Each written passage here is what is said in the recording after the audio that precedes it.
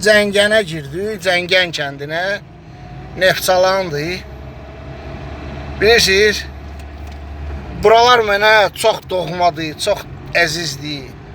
Uşaqlıqda dayımla, xalamın əri ilə, dayım ovçu olub.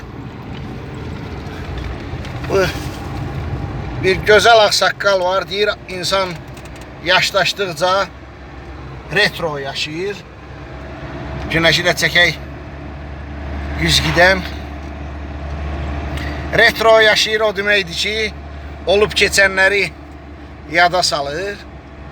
Və bu xoşbəxtçilikdir ki, mən uşaqlıqda gəlib getdiyim yerlərə indi ova balığa gəlirəm. Və buranın cəmaatı çox mehribandır, çox istiqanlıdır, adamı yolda qoymazlar. Hamısını salamlayıram. Cəngən cəmaatın, Qaraqaşlı cəmaatın, Beşdəli cəmaatın. Allah şəhidimizi rəhmət eləsin. Bütün şəhidlərimizi rəhmət eləsin. Yəni buranın insanları zəhmətkeş, istiqanlı, gözəl insanlardır.